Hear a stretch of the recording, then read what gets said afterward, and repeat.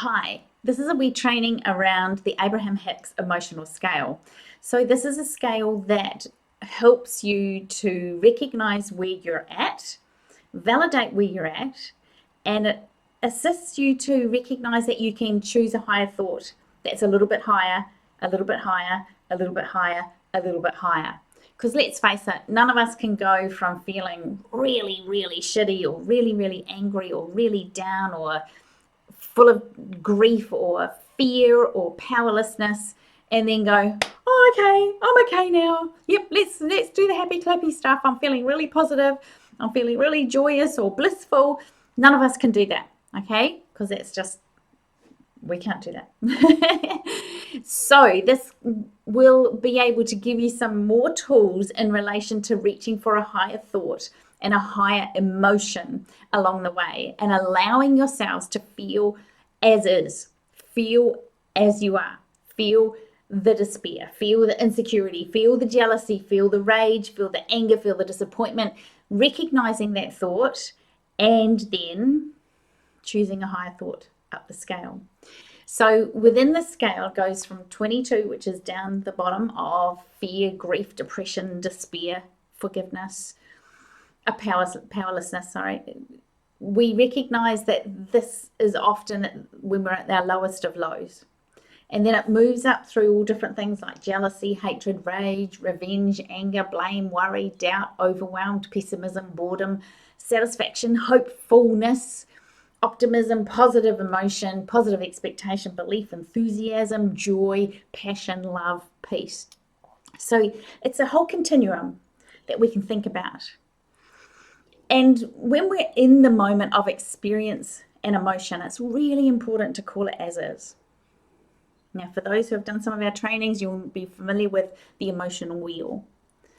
And within the emotions wheel, it's like, let's look at the emotions, let's label them, let's call them what they are. Let's not just dump everything into that big bucket called stress or anger or sadness or happiness or badness or goodness or whatever we want to do. Let's not just shove everything in a big blunt bucket.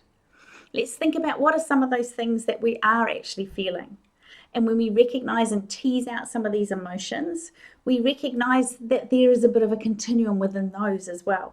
That it might be we feel a little bit annoyed. We don't feel huge rage or anger. It might be that we feel a bit amused or pleased rather than the whole deep-seated joyous happiness that we want to feel and want to be in. And so in using this scale, in using the Abraham Hicks emotional scale, we can recognize where we're at and then choose a higher thought. So I'll take you through a couple of examples. One can be if you're working with teenagers. It just comes to mind because it's a great example. Teenager might be really sort of like, oh, I didn't get picked for the team and they don't like me, and it's just like, it's not fair and life's not fair, and they're feeling really dejected and a bit depressed, and it's like, oh my gosh, and very despairing.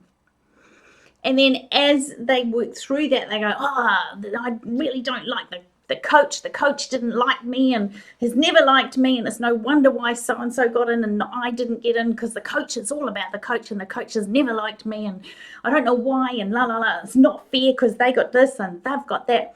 And as we're hearing the language around this, we can actually see within the scale that this person has moved from fear and grief and despair and depression up into a little bit of rage, a little bit of jealousy, a little bit of maybe even revenge. It was like, oh, I want to get my own back, and next time I go, I'm gonna do this and I'm gonna do that, so I get picked for the team next time, and blah blah blah.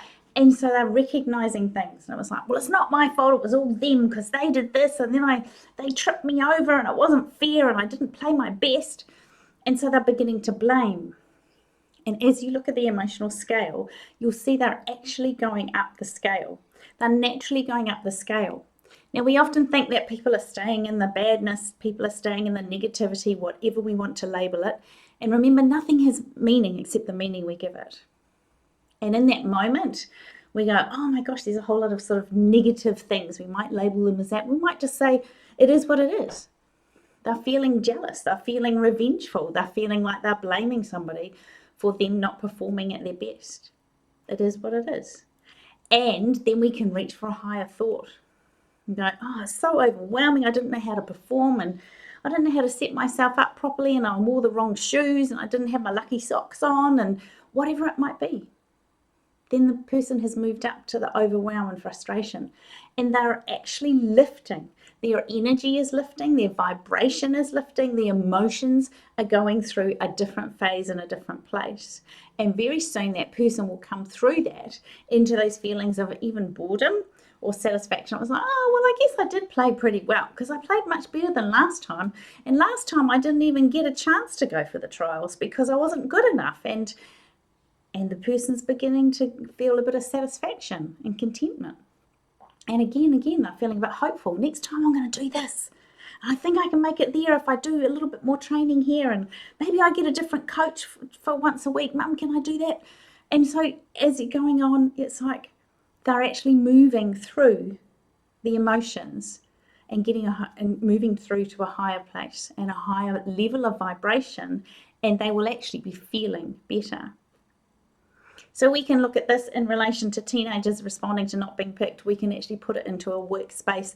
We can put it into a home space. Anything that we find ourselves reacting to an emotion as in an emotion, we can recognize that there's a 3-step method. This is a 3-step method by Gabby Bernstein.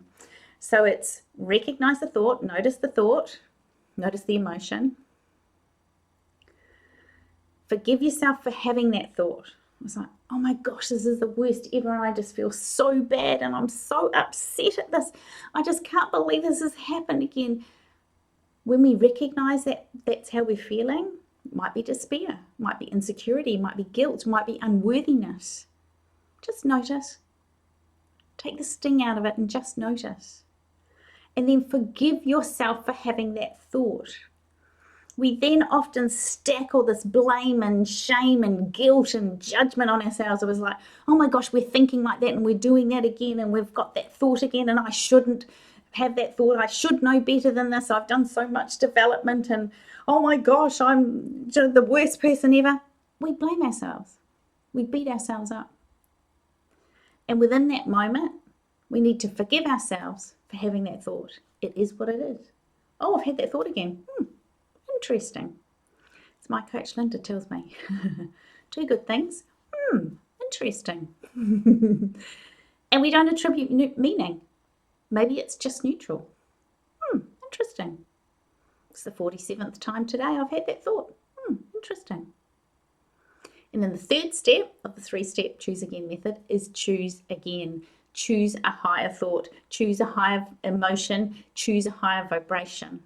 That can be as simple as going, oh my gosh, I've got that thought again, I'm beating myself up. It was like, I wonder what it would be like if I didn't beat myself up.